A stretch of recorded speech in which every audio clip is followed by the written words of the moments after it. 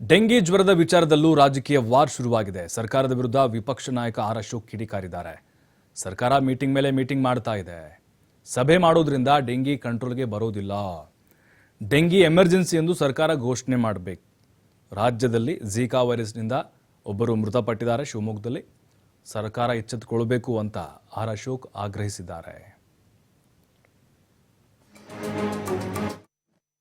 ರಾಜ್ಯದಲ್ಲಿ ಡೆಂಗ್ಯೂ ಮಹಾಮಾರಿಯಂತೆ ಆಗ್ತಾ ಇದೆ.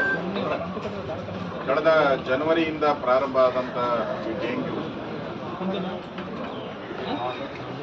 ಜುಲೈ ಅಷ್ಟೊತ್ತಿಗೆ ದೊಡ್ಡ ರೀತಿಯಾಗಿ ಇಡೀ ರಾಜ್ಯದಲ್ಲಿ ಎಲ್ಲ ಜಿಲ್ಲಾ ಮತ್ತು ಎಲ್ಲ ತಾಲೂಕುಗಳಲ್ಲೂ ಕೂಡ ಡೆಂಗ್ಯೂಯಿಂದ ಬಳಲ್ತಾ ಇರೋರ ಸಂಖ್ಯೆ ಜಾಸ್ತಿ ಆಗ್ತಾ ಇದೆ. ಇವತ್ತು ಕೂಡ ಇಬ್ಬರು ಮಕ್ಕಳು ಸತ್ತಿರುವಂಥದ್ದು ಒಂದು ರೀತಿ ಕರುಣಾಜನಕ ಪರಿಸ್ಥಿತಿಯನ್ನು ನಾವು ನೋಡ್ತಾ ಇದ್ದೀವಿ. ಪ್ರತಿದಿನ ಕೂಡ ರಾಜ್ಯದಲ್ಲಿ 3 ಅಥವಾ 4 ಜನ ಡೆಂಗ್ಯೂ ಜ್ವರದಿಂದ ಸಾಯ್ತಾ ಇರೋದು ಬಹಳ ನೋವಿನ ಸಂಗತಿ.